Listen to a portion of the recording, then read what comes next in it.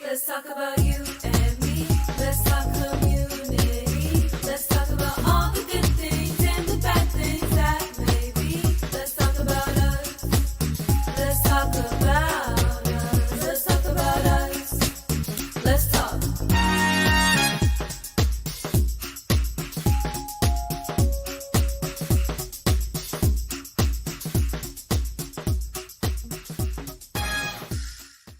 Good morning, everyone, and welcome to our show. This is a wonderful show that we have. Let's talk about it with me and you. I'm Lady Pauline, and this is my co host, Mr. Paul Barkley. We are going to be talking on issues of mental illness, and I know it's a hot topic that's going on right now. And one of the things that we're going to be talking about is your mental health just as important as your physical health. What do you think, Paul? Well, good morning. Thank you for having me. Yes. And I definitely believe that, yes, I would say yes to that question, definitely. Is your health just as important as your physical health? Definitely. Why don't people realize that it is until it's too late sometimes? Well, yes, you're 100% right. A lot of times people have to be educated. In some cases, people have to actually go through it and to fully get a understanding on why it is so important. There's cases where people not fully understanding that your mental health, if you have no mental health, if your mental health is not stable, then it's going to affect you physically. Yeah, It's no question about that. There's no health without mental health. true. It doesn't make a difference if I'm stressed, if I have anxiety disorder, panic attacks, or schizophrenia, bipolar. I have to be stable in order for me to even feel good a lot of times about myself. You know something, Paul? I've been doing a lot of studies on the subject of the mental health, and I noticed that past 2 years, 3 years, that has become a big issue. Now, why? Why has since the pandemic, it has become a big issue about this mental health thing. Now, you're telling me like 40 years ago, 50 years ago, people didn't have mental health problems? Unfortunately, mental health issues have been around forever. Okay. Not until they came up with the DSM, which was able to help psychiatrists and psychologists be able to diagnose a person, but mental health issues have been around forever. Yeah. It's Yeah. just that maybe it was not diagnosed or it was said that it was something else. Yes, yes, yes. So that's the purpose of the DSM. Now we're up to the DSM-5. That's the purpose of it, is to help the psychiatrists, psychologists, licensed mental health counselors, licensed clinical social workers utilize the signs and the symptoms to be able to make an accurate diagnosis of a person with a mental health condition.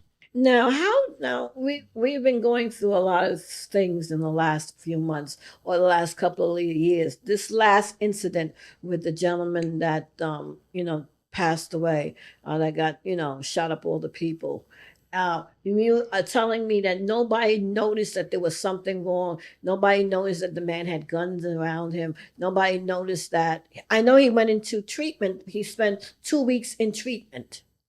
Yes, from my understanding and from what I'm hearing, he was in treatment for 2 weeks, mental health treatment Yes. for 2 weeks. But a lot of times, if a person decides to decline mental health services, there's no way they can actually be forced into receiving these services, even when sometimes the signs and the symptoms that they're going through in decompensation is present. My other co-host has finally arrived, Felicia Davis. Traffic, everything, that's life. hmm But we're going to continue the conversation on mental health. And the next conversation I would like to talk about, is it okay not to be okay? What do you think? I think we need to be okay. I don't think we should have to struggle. We should have to be hurt on a daily basis. I believe that, as soon as we see a problem, we should start working on healing and finding solutions. Hey, Paul, what do you hmm think? Well, I believe that it is okay to be okay if you realize you're not okay. I like that. Yeah, because that having that knowledge that something is going on with you Mhm. will now give you enough time to actually do something about it. Okay, so now we was discussing the incident that has happened in the last 4 or 5 days Right. with the gentleman in Maine, and all these type of shootings that's been going on for years. So, And how come people, friends, family, even coworkers, do not realize, hey, an antenna goes up. There's something wrong with Bob today. He's acting different. She looks different, or whoever. Why don't people see this? Why does it have to get to the point that is a mass shooting for everybody? Oh my God, he was mentally ill. I agree. Well, believe it or not, people do see the signs and the symptoms. And a lot of times, even with the media, they don't interview the person who called EMS for him. They don't interview the person who spoke to a family member who they had an intervention and had a conversation with him. Right. So a lot of times those things aren't put out in the media to know that people did see something was going wrong.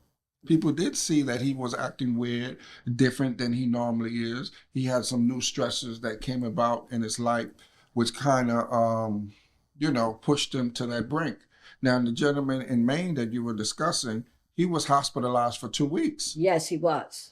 which means that somebody somehow, or maybe himself, realized that he wasn't okay. Mhm. So, after the 2 weeks in the hospital, maybe they felt like they stabilized him. Maybe, when they spoke with him, he appeared to be able to return to the community. That's true. So remember that psychiatrists, psychologists and social workers, they aren't magicians. They can't know for sure what you're actually thinking, what you're actually going through. They watch the signs, the symptoms, the behaviors, but more than anything, they listen to what you say. So he said probably everything that was important to say, Uh, what they wanted him to hear. What they wanted the doctors to hear Yeah. to then deem him stable enough to return to the community. And believe it or not, most people who suffer from some sort of mental health condition knows the exact verbiage to use to get released from the hospital. Yes, you do. Yes, you do.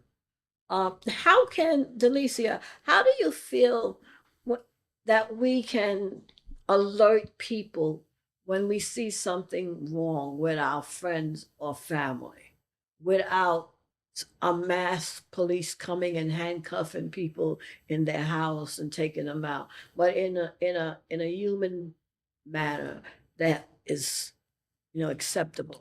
Great question, because this is something I feel we have to deal with on an everyday basis with family, with friends, coworkers, and the like.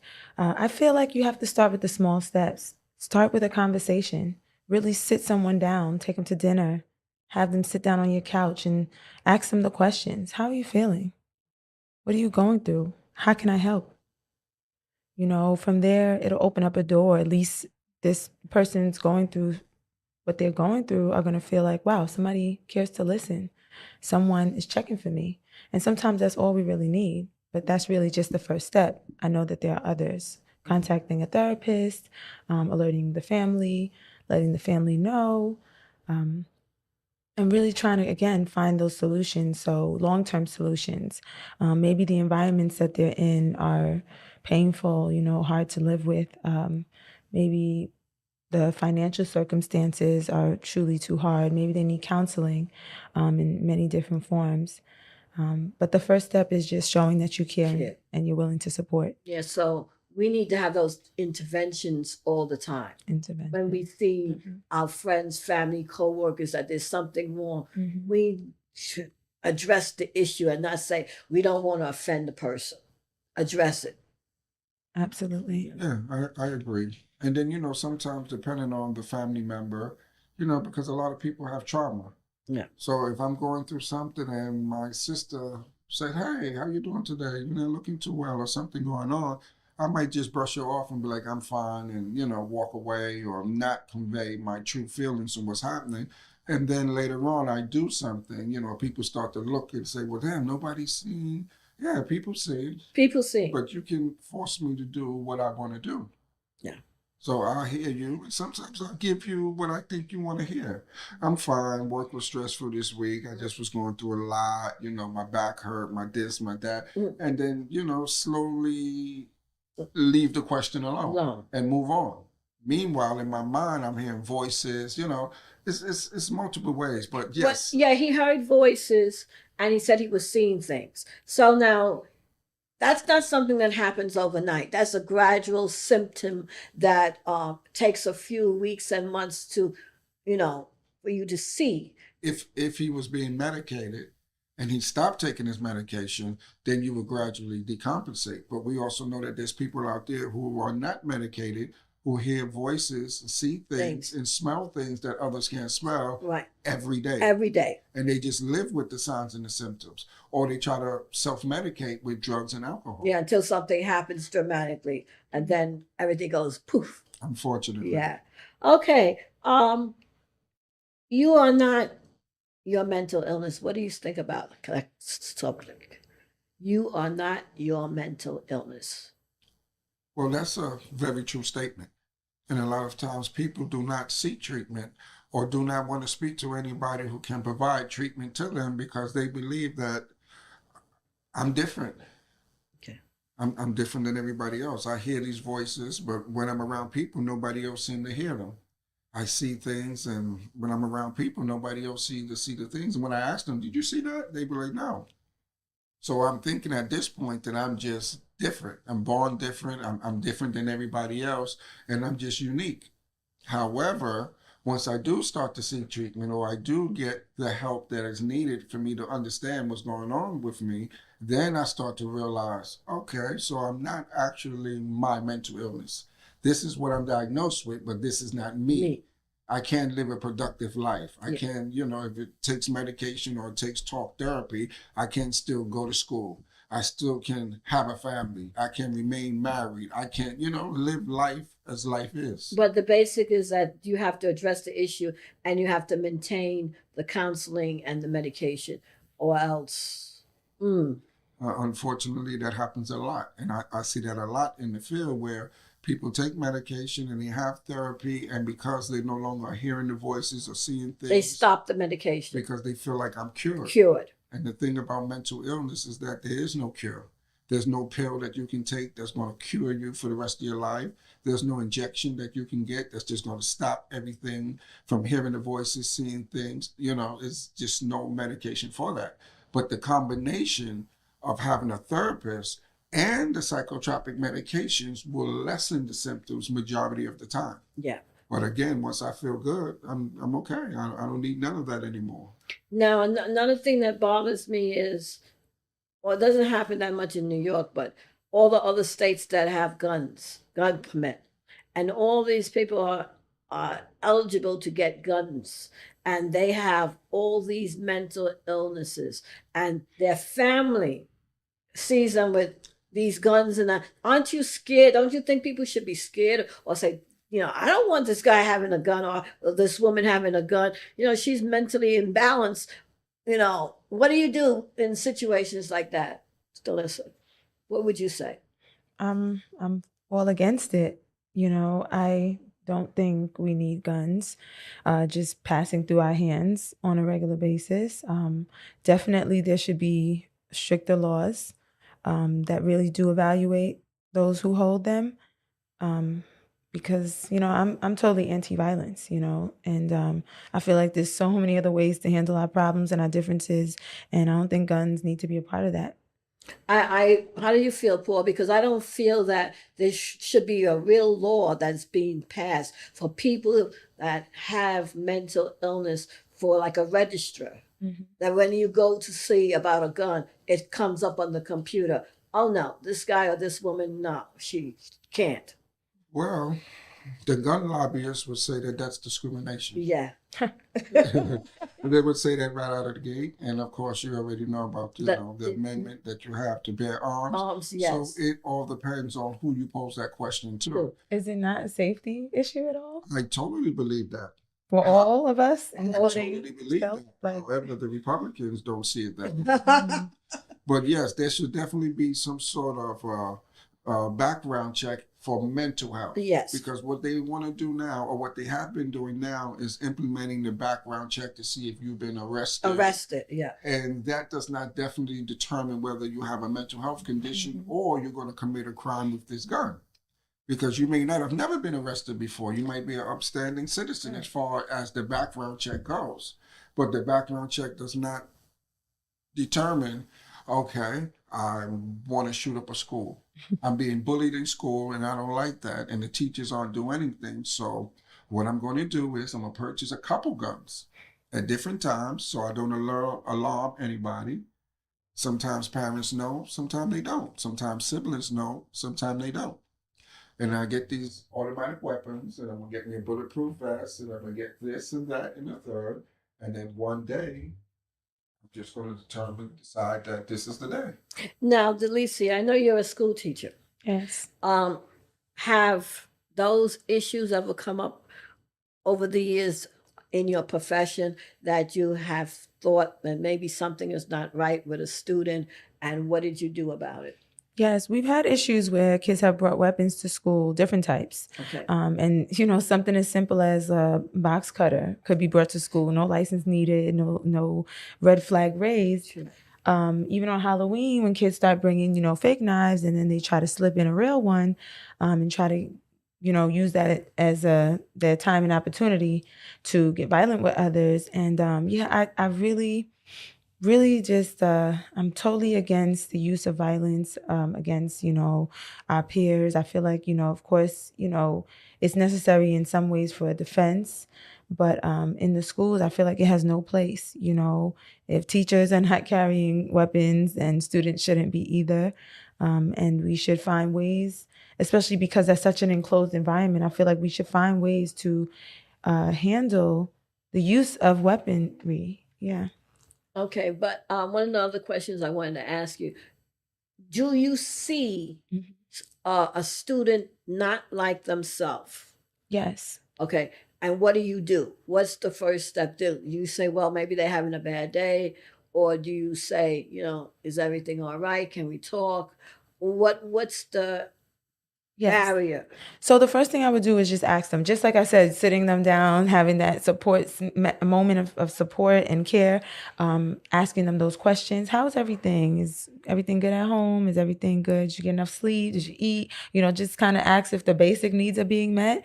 And then, finding out if there's more. If a child does not want to speak to me at all and they don't want to share at all, then I ask them to write something down on paper. Ask them to draw a picture, some form of communication to help me understand, where are we right now? Where is your mind? Because picture tells 1,000 words, and so does a short note.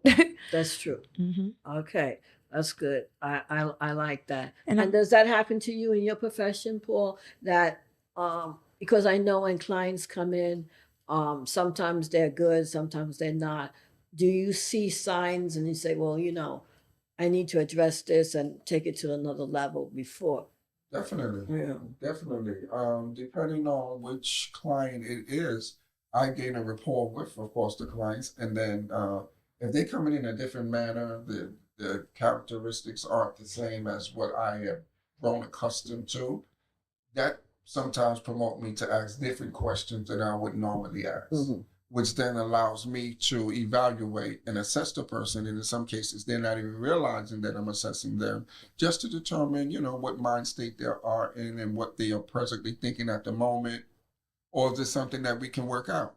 Because the last thing I want is for any of my clients to go out and then do something that's harmful to themselves or to others. Okay. Yeah, I wanted to also say, when we work within systems like the schools or, facilities, there's always there's a very precise window of what they consider to be harmful to self and others.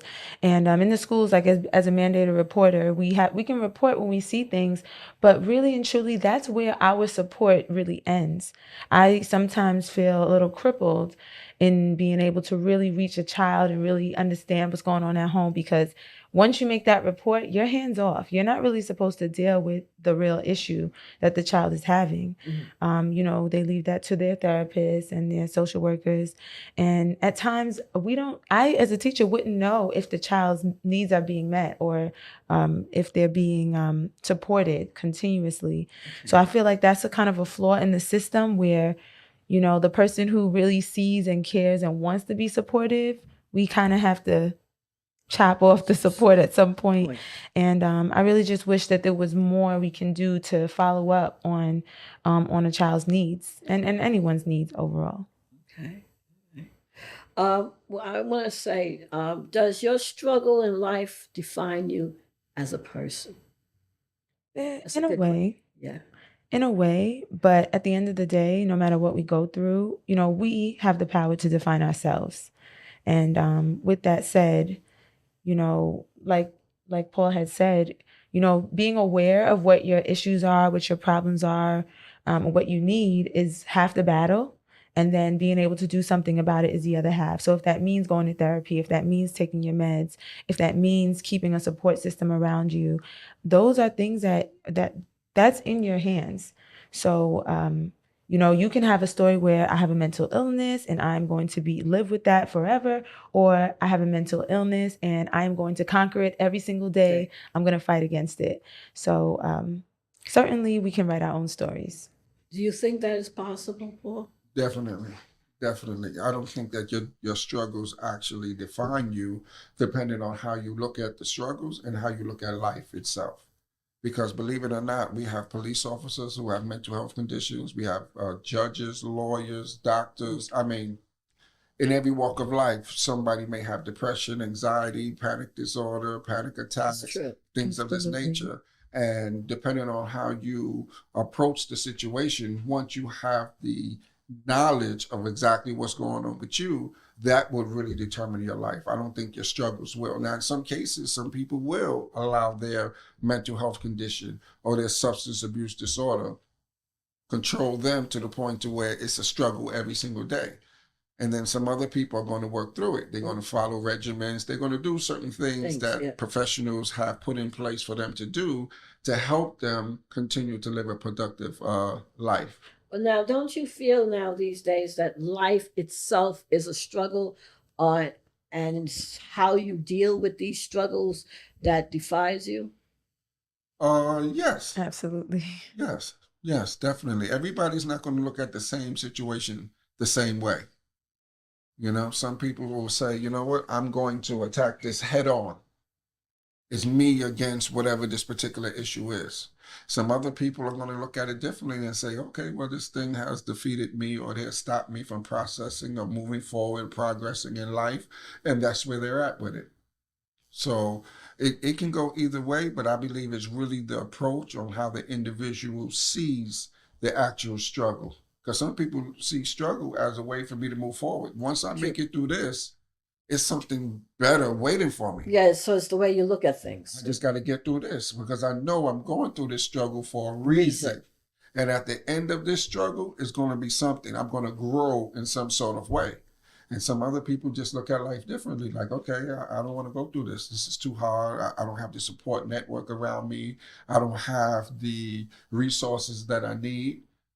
So it all depends on the individual. Okay, that's good. And do you feel your worth, happiness, and peace of mind depends on the way you live your life? Yes, absolutely. I actually shared a quote that I just came up with this week with my kids. You know, I was letting them know, never let anyone have power over your peace. And really, you know, life is hard. Life is a struggle, you know, for a lot of us, for most of us.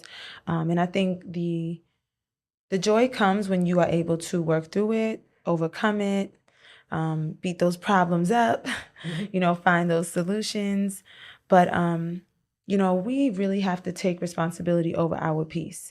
We have to find peace in everything. You know, there's so many distractions between media, social media, you know, from our peers, from, you know, just walking out in the street, something could come at you. But, you know, you really have to kind of create some sort of a boundary around your mind and really focusing in on what you want, what you need, what your goals are, and really making sure that nothing or no one can come between you and that. And even when we have our struggles, sometimes I have high anxiety and other mental health, symptoms, I always have to reflect back to find my peace. Like wherever it is, I'm searching for it at all times because I don't want anything to take power over that for me. I like what you just said, Delicia. That's very true. That's a very true statement. In everyday life, you're faced with situations, even just driving, you get frustrated. That's the biggest one. I was thinking about that. I was like, oh. You get frustrated, and by getting frustrated, you can, you can make a wrong turn. You can shoot. You can change your destiny. Yep.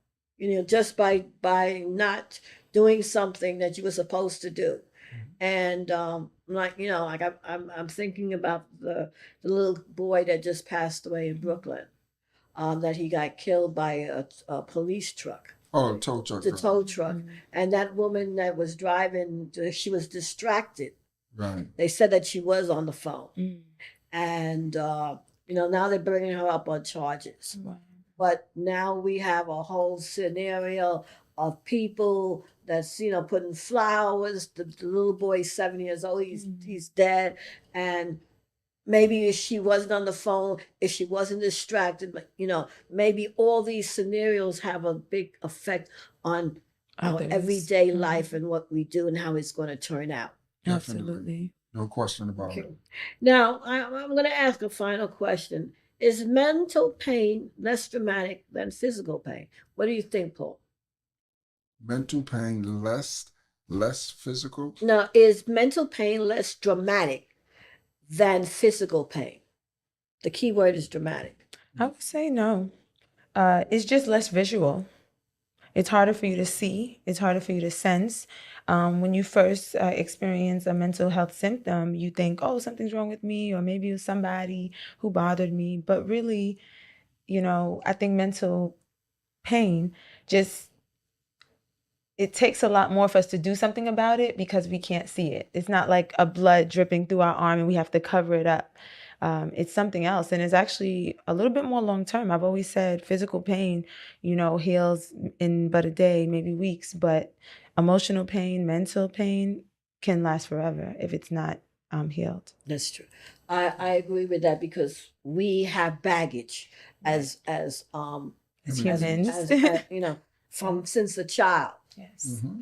And if we don't address a lot of issues of these situations that arise when we're a child, we carry them into adulthood. Absolutely. And then it goes on. It continues on Yeah. if you haven't sought a way to deal with that baggage. Yeah. I believe that actually mental pain, physical pain, I believe they are equal. Absolutely. The reason why is because a person can be going through some mental anguish or, again, mental health condition and be just as stressed or feel it physically as well. So I believe that they both are very dramatic, and either one that you feel, you need to address it. Because when you're feeling physical pain, that's just your body telling you something's wrong with whatever part of that body that you're feeling the pain. True. And it's the same exact thing go for mental health.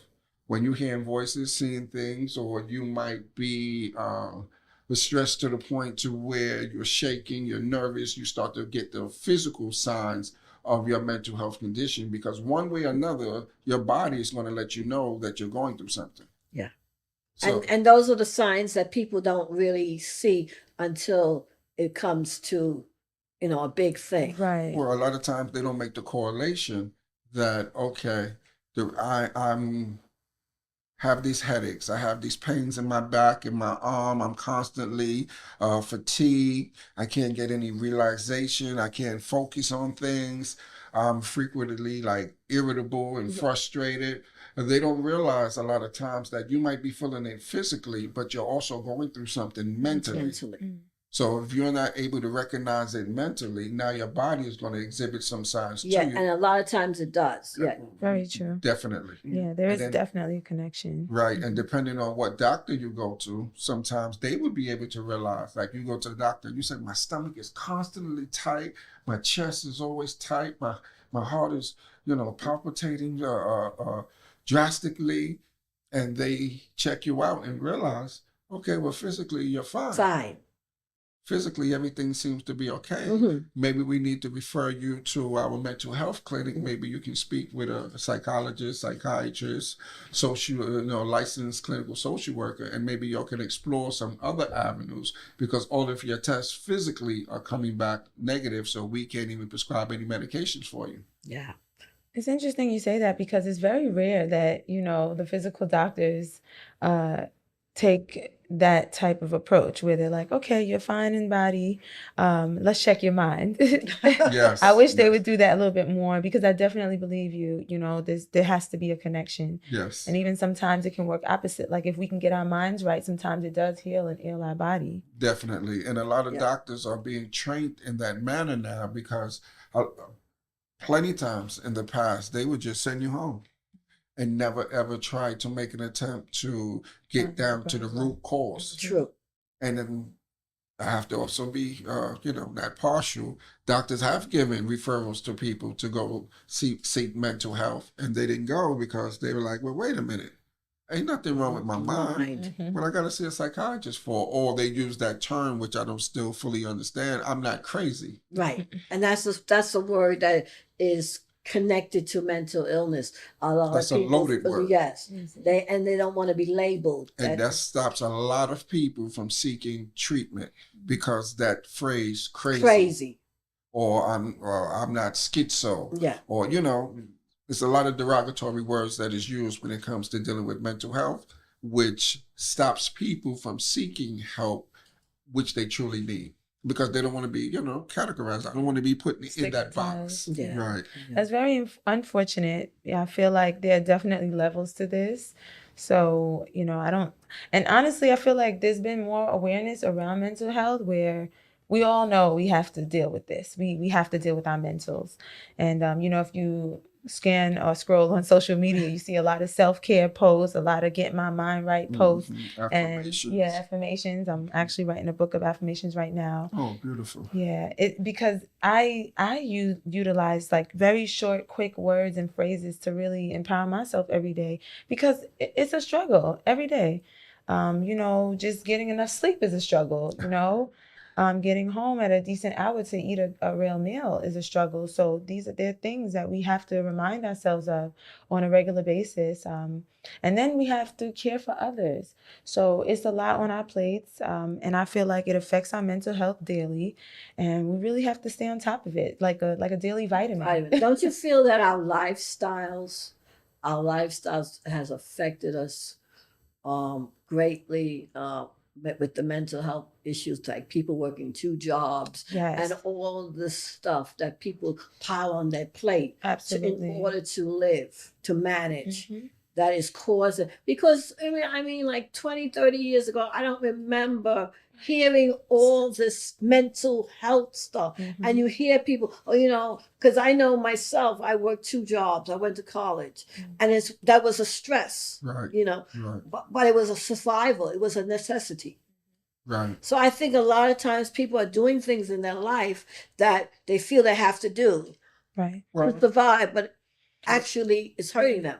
Yeah, it is hurting, but on the other hand, it has to be done. Done. So if I live someplace and I have to pay the rent, and the rent is extremely high, I have to maybe get another job because I may need 2 paychecks in order to pay the rent. Yes. Or get another place. All of that happens too. I like that idea.